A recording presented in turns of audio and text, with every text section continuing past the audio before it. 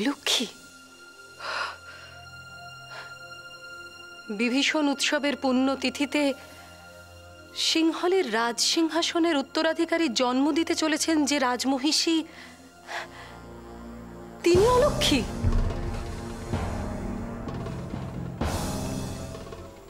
চলো।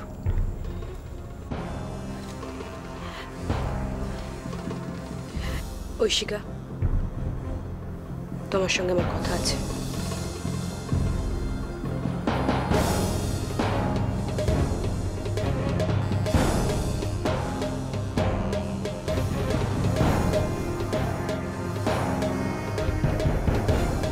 তোমার সঙ্গে তো কথা বলবোই ঐশিকা, কিন্তু তার আগে আমার মনে হয় এর একটু প্রশংসা করা প্রয়োজন। কি সুন্দর কথা বলো তুমি, লঘুগুরু মাত্রা নেই।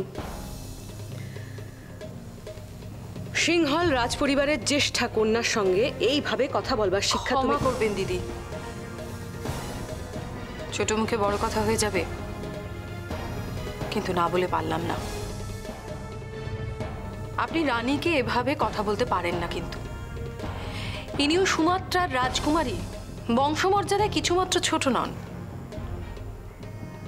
9 জন কুমারী অথবা দাস দাসীর সামনে আপনিও কিন্তু রানীর সঙ্গে এভাবে কথা বলতে পারেন না। এত দূর স্পর্ধা তোমার? একজন সামান্য মেয়ে হয়ে তুমি রাজপরিবারের জ্যেষ্ঠা কন্যার সঙ্গে এভাবে কথা বলার শিক্ষা রপ্ত করেছো? এত দূর স্পর্ধা তোমার? এক সামান্য নারী হয়ে তুমি রাজপরিবারের জ্যেষ্ঠ কন্যার মুখের উপর কথা বলার শিক্ষা পেলে কোত্থেকে?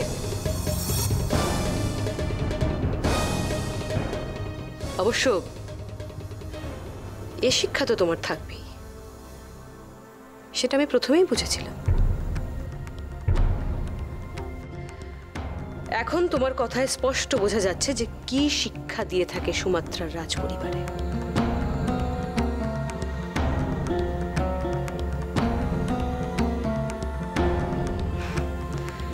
জ্যেষ্ঠকে অপমান করবার কি অপূর্ব শিক্ষা। কিন্তু মনে রেখো, এই কুশিক্ষা এই রাজপরিবারে চলবে না। সিংহল রাজপরিবারের ঐতিহ্যে মিশে আছে নিয়ম, নিষ্ঠা এবং সুশিক্ষা। তুমি দরদ দেখাচ্ছ কার জন্য? এর জন্য? তোমার ধারণা আছে কি করেছে আজকে? এত বড় একটা পবিত্র আচারকে অপবিত্র করেছে। প্রথম থেকে, এই রাজ পরিবারে আগমনের থেকেই ওর প্রতিটা আচরণে মিশে আছে অমঙ্গলের চিহ্ন। অপয়া মেয়ে। আপনি আমাকে আবারও ক্ষমা করবেন দিদি, কিন্তু আপনার কথা শুনে বড় আশ্চর্য হলাম। আপনি রানীকে বলছেন অলক্ষী। আপনি রানীকে বলছেন অপয়া, অলক্ষী বলছেন ওকে। কিন্তু কই, রানী এই রাজ পরিবারে আসার পর থেকে গোটা সিংহল দ্বীপে কোথাও আজ পর্যন্ত কোনো প্রাকৃতিক বিপর্যয়, যুদ্ধ কিংবা মহামারী তো কখনো হয়নি। আর আজকের এই বিভীষণ উৎসবের পুণ্যতিথিতে রানী কিন্তু ভূমিষ্ঠ করতে চলেছেন এই রাজ পরিবারের উত্তরাধিকারীকে। এরকম পুণ্যতিথিতে সন্তানের জন্মদান সম্ভবত পুণ্যবতী নারীর পক্ষেই সম্ভব। সন্তানের জন্মদান? দেখো এই সন্তান ঠিকমতো ভূমিষ্ঠ হয় কিনা। অমন কথা মুখে আনবেন না দিদি।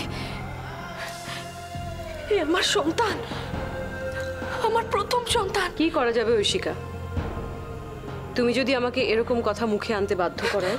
না না, এমন কথা আমার কানে শোনাও মৃত্যুর সময়।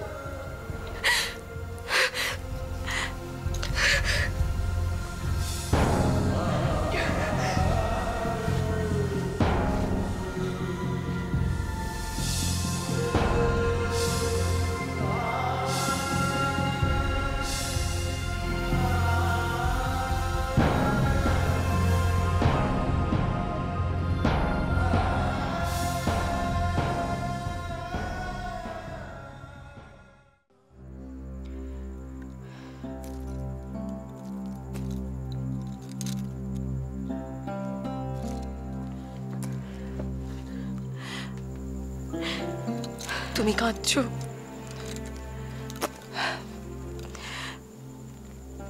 তোমার শরীরের এই অবস্থায় এভাবে কাঁদলে তো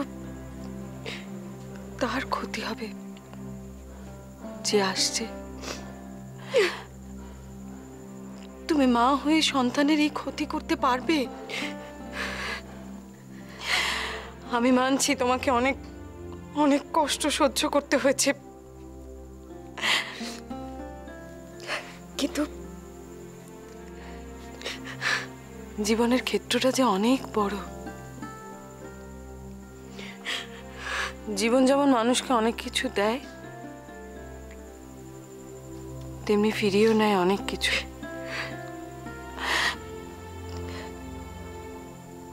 আমি তোমার কষ্টটা বুঝি রানী, বুঝি। তুমি সুমাত্রা দ্বীপে তোমার বাবার বাড়িতে ছিলে আদরের একমাত্র কন্যা হয়ে। সেখানে আজ এই শ্বশুর বাড়িতে তোমাকে অনেক অজানা পরিস্থিতির মুখোমুখি হতে হচ্ছে, কিন্তু আমি আবার কাঁদছো। দেখো, শ্বশুর বাড়িতে তো মেয়েদের অনেক কিছু মানিয়ে নিতে হয়।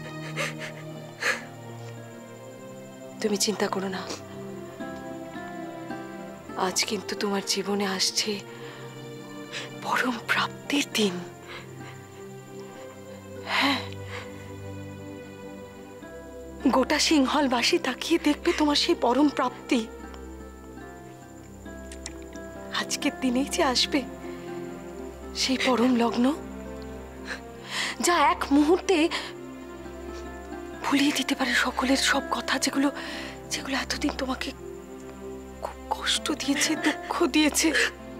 তুমি প্রমাণ করতে পারবে যে তুমি সুমাত্রা দ্বীপের সেই রাজকুমারী, যে কিনা সিংহলকে দিতে পারে তার যোগ্য উত্তরাধিকারী। আর মুখ ভার করে থেকো না,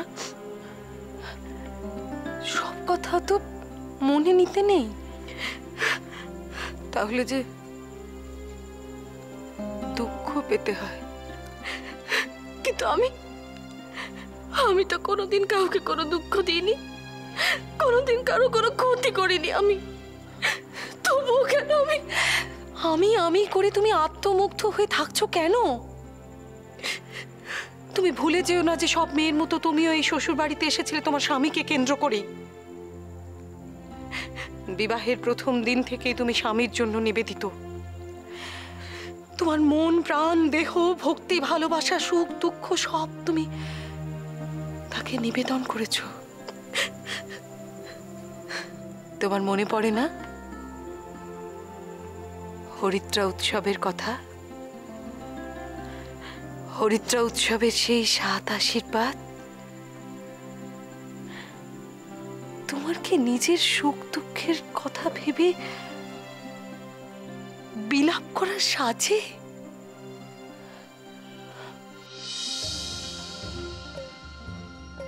রাজ্যে আনো সুখ শান্তি বাণী, তুমি হও বসন্ত সিংহল রানী।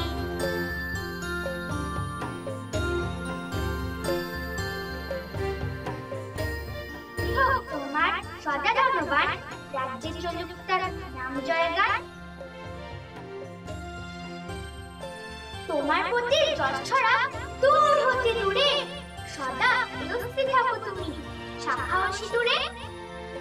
আয়ুষ্মান পতি নিয়ে করো সুখের সংসার, সিংহল হোক সমৃদ্ধির আধার।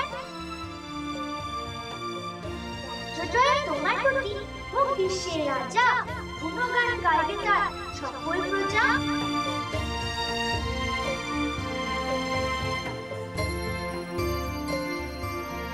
পতিকে করো বশই তুমি পুত্রবান, সে পুত্র হোক সর্বশক্তিমান।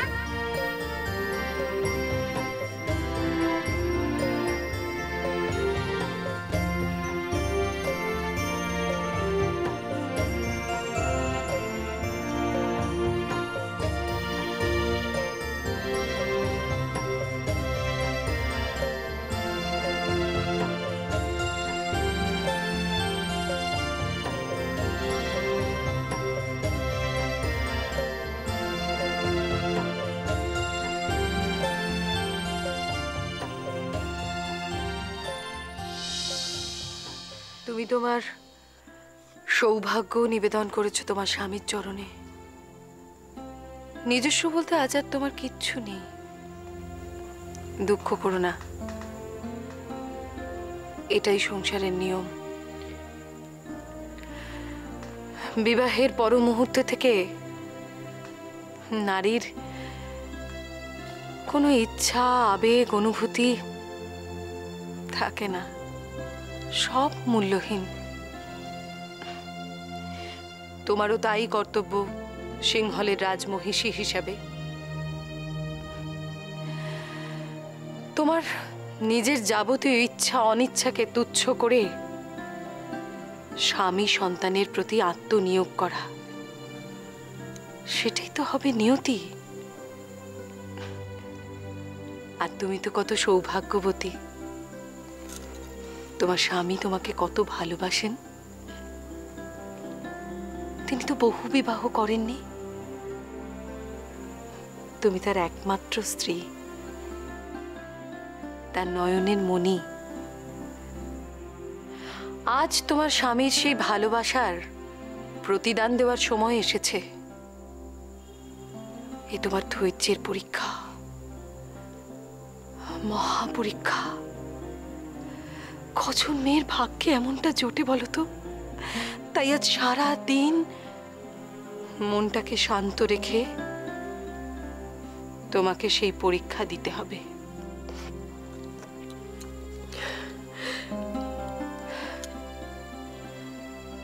তুই ঠিকই বলেছিস গৌরকে,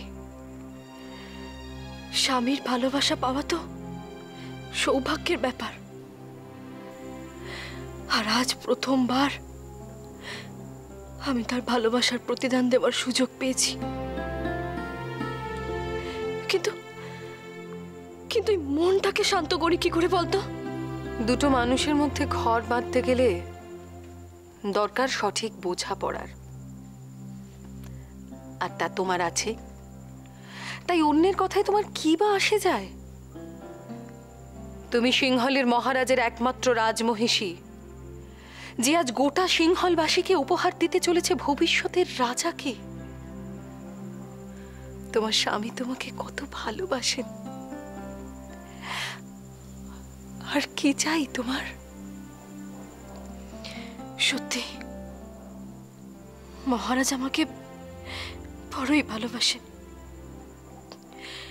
ঘর বাঁধার প্রথম দিন থেকেই সেই একনিষ্ঠ ভালোবাসা, দায়িত্ব আমার ঘর বাঁধার স্বপ্নটাকে আরো রঙিন করেছেন, আরো মজবুত করেছেন। আমার মনে আছে সমুদ্রের ধারে আমাকে বালির প্রাসাদ বানাতে হয়েছিল। লোকে বলে এই প্রাসাদ যদি ভেঙে যায় তাহলে আমার সংসারও নাকি ভেঙে যাবে। তবুও যত্ন করে আমি প্রাসাদ বানাই। হঠাৎ দেখি সমুদ্রের ঢেউ ধেয়ে আসছে আমার প্রাসাদ ভাঙবে বলে। আমি ভয় পাই, নিজেই নিজের প্রাসাদ আগলাতে যাই। তখনই আরেকটা হাত এসে আমার সাথে আমার প্রাসাদকে রক্ষা করে। তাকিয়ে দেখি সে তোদের মহারাজ।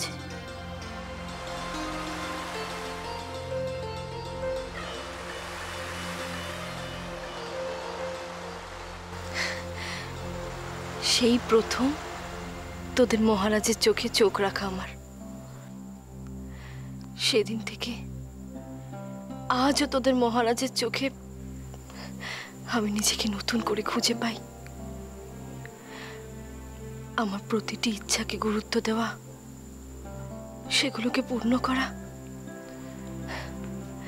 আজও সেই একই রকম। সেটা তো আজও বোঝা যায়।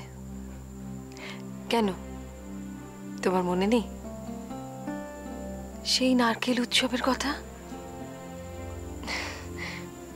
মনে নেই আবার?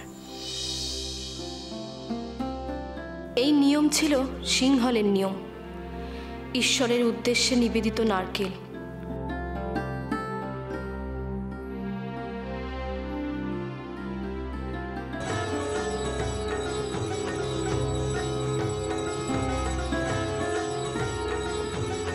সমুদ্রের দিকে পেছন ফিরে সমুদ্রেই ছুড়ে দিতে হয়, সব ইচ্ছা পূরণের জন্য, মঙ্গলের জন্য।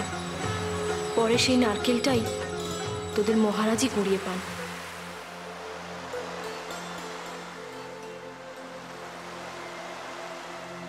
একই, এটা তো ঐশিকার ভাসিয়ে দেওয়া নারকোল।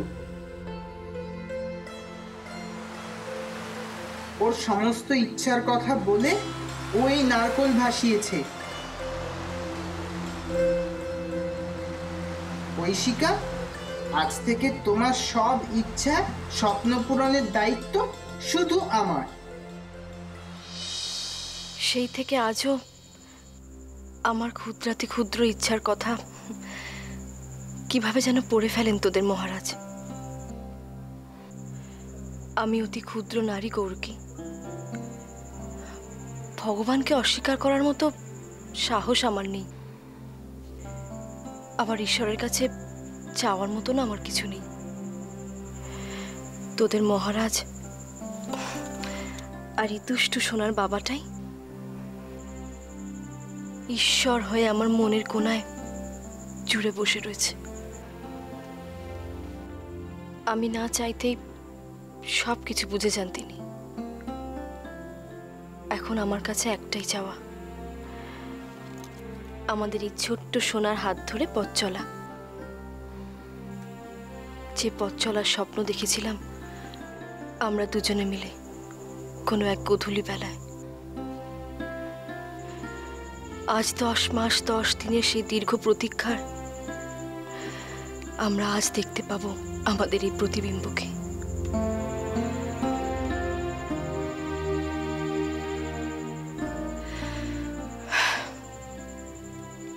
না রে গৌরকী, আর দেরি করব না।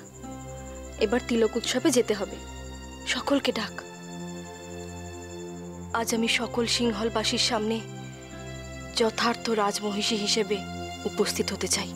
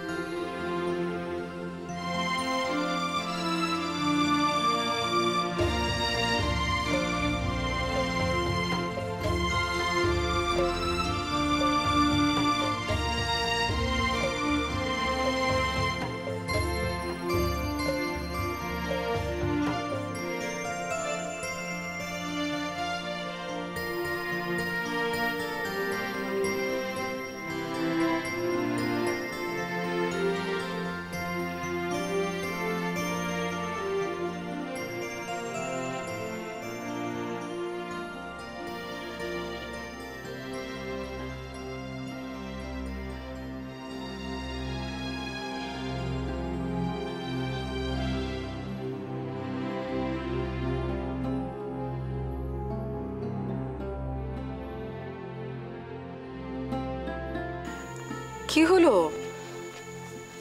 তাড়াতাড়ি চলো, সূর্যগ্রহণ শুরু হওয়ার আগে তিলক প্রদান অনুষ্ঠান শেষ করতে হবে তো। হ্যাঁ, আমার হয়ে গেছে, চল।